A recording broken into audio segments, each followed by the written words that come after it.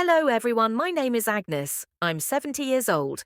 I want to give you all a story about how I lost my beloved husband and my only son in a car accident. And I lost all my properties after my husband and my son's burial. The two of them were my joy, my blessings, and my happiness. But death decided to take them so soon, the day I lost my entire world. My husband, James, a kind man with a quiet strength, and my only son, Daniel, a lively spirit full of dreams, were taken from me in a single, tragic moment. A car accident, they said, but to me it was much more. It was the end of my life as I had known it. They were on their way to visit me when the call came, shattering my heart in ways I could never have imagined. The grief was unbearable, the silence in the house deafening. Every corner of my home reminded me of what I had lost. James's old leather chair, Daniel's childhood drawings still hanging on the walls. They were gone, and I was left alone to pick up the pieces of my shattered existence. I made the decision to sell the only thing left to me, the property James had worked so hard for. It wasn't a decision made lightly, but I wanted to give them a proper burial, something worthy of the love we had shared. The house, the land, our legacy. Everything was sold to cover the funeral expenses. People told me it wasn't necessary, that a simpler service would suffice. But I couldn't bear the thought of not honouring them in the way they deserved. At times I'll sit in my rented room staring at the single photo I have left. A picture of the three of us smiling on a family vacation years ago. The room is now quiet. Time seemed to move slowly for me now.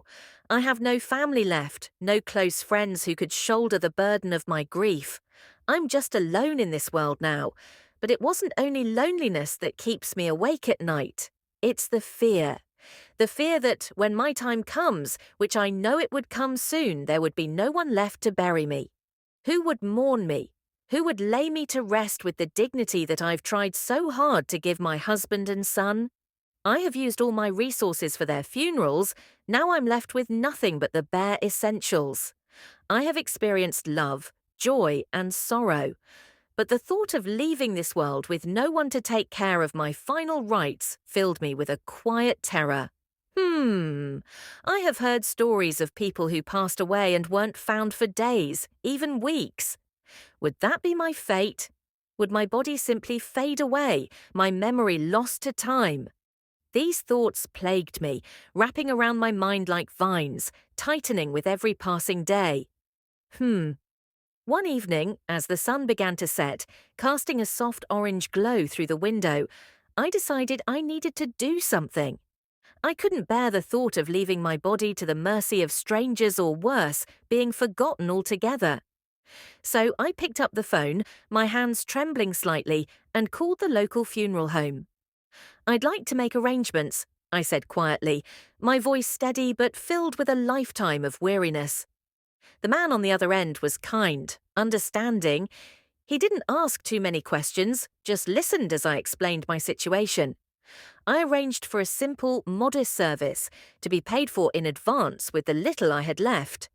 It wasn't much, but it gave me a small sense of peace, knowing that when my time comes, I wouldn't be left alone in death as I am leaving now.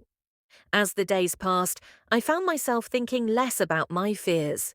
The arrangements had given me some closure, a way to tie up the loose ends of a life that had once been full. I still missed James and Daniel with every breath. But now, at least, I felt that I've done all I could. In the quiet of my empty room, I sat by the window, watching the world outside. The fear had lessened, but the ache of loss remained.